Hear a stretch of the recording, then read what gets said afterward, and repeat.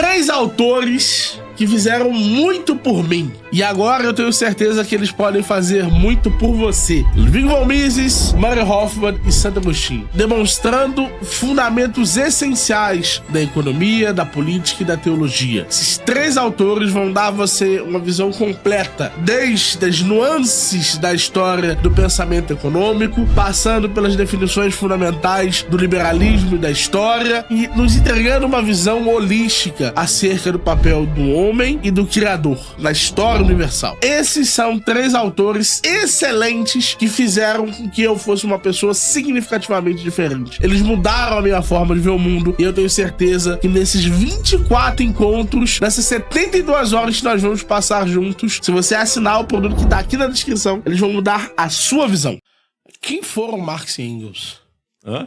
Antes disso, deixa eu perguntar, antes da gente chegar no marxismo, deixa eu perguntar, quem foram Marx e Engels? Então, o Karl Marx e o Engels foram, então, 2 pensadores alemães, né, que desenvolveram, então, uma teoria em volta do comunismo. Comunismo e socialismo. Depois a gente pode explicar a diferença entre comunismo e socialismo para Marx, não é sinônimo, né?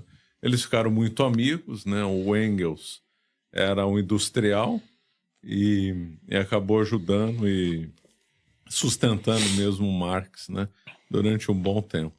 Uma das coisas que eu achei muito peculiar, o Marx era um poeta, né?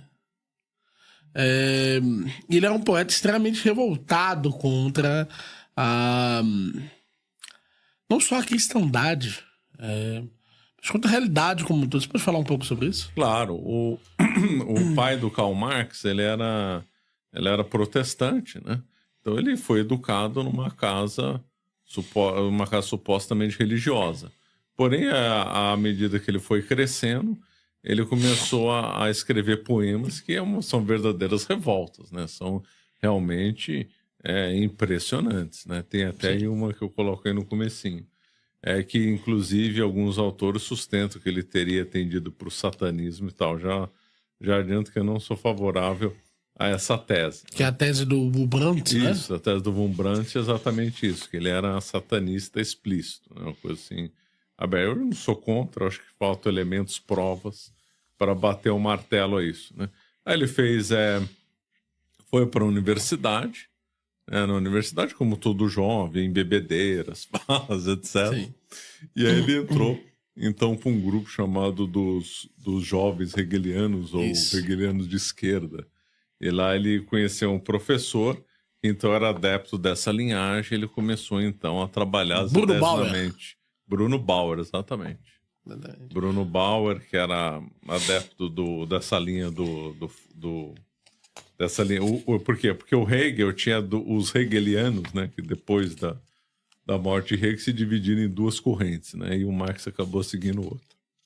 Uma coisa que eu achei muito curiosa, e o senhor fez questão de colocar, e muita gente não sabe, é que o materialismo ele surge na vida do Marx depois, a convicção materialista dele, o método, a estrutura do Marx, surge depois que ele já era socialista. E surge principalmente devido à influência de um homem em particular, Moses Hess, né? Você poderia comentar um pouco disso? Claro, porque se a gente voltar lá no século XIX, um mundo muito diferente de hoje, uma pessoa para se declarar materialista no nível do Marx é uma coisa meio rara. As pessoas, pouco importa se eram católicas ou protestantes ou deístas, né, elas acreditavam em Deus, né? Então o materialismo na época era uma exceção. Não era assim como hoje em dia que está mais popular e tal, muita gente se declarando ateu, materialista. Né? Materialista. E não é que ele desenvolveu um materialista moderado, não, ele desenvolveu um materialismo extremamente radical. Agora, essa figura do Moses Hess é uma figura meio misteriosa. Inclusive, ele era um sionista antes do termo, ou seja, avant la lettre. Então, ele é colocado tanto como aqueles proto-sionistas, como também uma pessoa socialista que influenciou Marx, né? Ele tem livros como falando de Berlim e falando sobre a Alemanha, que são realmente impressionantes, né? O Moses Hess. Ele era um homem culto. Ele era extremamente culto, estudioso, rico, mas ele teve uma visão de história bem, bem curiosa, né? 3 autores que fizeram muito por mim. E agora eu tenho certeza que eles podem fazer muito por você. Ludwig von Mises, Murray Rothbard e Santo Agostinho. Demonstrando fundamentos essenciais da economia, da política e da teologia. Esses 3 autores vão dar a você uma visão completa. Desde as nuances da história do pensamento econômico, passando pelas definições fundamentais do liberalismo e da história, e nos entregando uma visão holística acerca do papel do homem e do Criador na história universal. Esses são 3 autores excelentes que fizeram com que eu fosse uma pessoa significativamente diferente. Eles mudaram a minha forma de ver o mundo e eu tenho certeza que nesses 24 encontros, nessas 72 horas que nós vamos passar juntos, se você assinar o produto que tá aqui na descrição, eles vão mudar a sua visão. Então, ele acabou exercendo muita influência pro Marx, né? E aí, então, o Marx partiu para visões mais radicais. Um outro homem que influenciou bastante, o senhor comenta até que bastante disso, é o Feuerbach, né? Tanto o Feuerbach, quanto tem um outro homem que influencia o Engels para ele se tornar ateu. É o... E aí que um parênteses, eu não vim preparado para o Marx. Nada, imagina. Na realidade, eu vim achando que era história do Brasil. Nada. Sabe por quê? É porque eu falei com Gabriel que precisava chegar os livros antes. Ah, tá.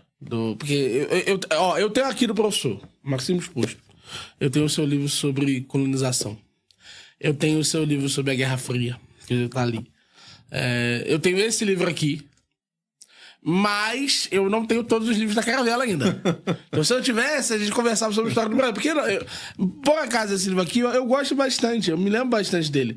Porque eu fiz o possível para fazer um trabalho de revisão bacana. Então, eu li ele de cabo a rabo várias vezes. Eu agradeço bastante. Seu trabalho foi muito bom. E o que eu acredito aqui? Eu acredito mas só para pegar o fio da meada, para deixar claro, então, o Marx, ele se baseou num tríplice pilar. Ele se baseou no pensamento francês, principalmente nos socialistas utópicos, né? Baseou-se no pensamento alemão, principalmente Hegel e seus seguidores, e no pensamento inglês, né, com David Ricardo, e também na experiência da Revolução Industrial, né? Então, foi essa tríplice influência que ele acabou recebendo. Da França não foi só o socialista utópico, também veio por vias indiretas a Revolução Francesa, os iluministas, Rousseau. Rousseau influenciou demais o Marx. É impressionante quando se estuda Rousseau, que o Rousseau usava os termos, por exemplo, alienado, é um termo que o Marx vai retomar. O Rousseau, quando fala da propriedade privada, falando que era um mal e que antigamente não havia, é um tema que o Marx e depois o Engels vai retomar. Então, as fontes francesas foram influenciaram demais o Marx. Sim. Depois ele brigou com os socialistas utópicos, inclusive essa expressão é pejorativa, porque ele se julgava o socialismo científico, sim, e aí o outro era o socialismo utópico, romântico, sim, e tal, então ele acabou se distanciando. Da fonte alemã, principalmente é Hegel, porque o Marx estudou em universidades alemãs, onde o Hegel estava com a bola toda, o pensamento dele. O pensamento do Hegel é um pensamento cifrado, é no fundo um pensamento esotérico, de matriz gnóstica, evolucionista, na qual então você tem uma ideia espírito que vai evoluindo, né?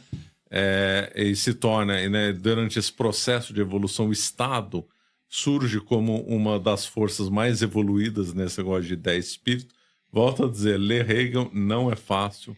É um autor que tem, que parece escrever às vezes por códigos. Quem chamou essa atenção, aliás, foi um estudioso do tema, falando que parecia que ele estudava em códigos, né?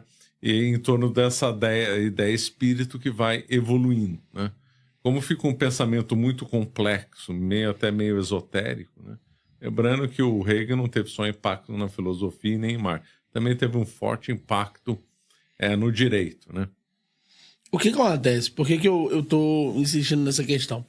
Porque eu acho muito importante frisar, e eu acho que o seu livro frisa bem isso, frisar o fato que Marx e Engels já tinham, foi a essência do cristianismo do próprio Feuerbach. Foi a essência do cristianismo. Mas antes disso, ele tinha lido A Vida de Jesus, do David Frederick Strauss, que foi o que tornou ele ateu. Ah, tá. Então tá bom. Foi A Vida de Jesus, do Strauss. Então. Esses dois livros... Então, o Marx, ele tinha sido convencido do ateísmo pela essência do cristianismo, e o Engels tinha se convencido pela vida de Jesus. Do outro lado, da mesma forma, eles já eram socialistas. Ou seja, boa parte das crenças deles são ad hoc. Foram teorias feitas para explicar convicções que eles já tinham.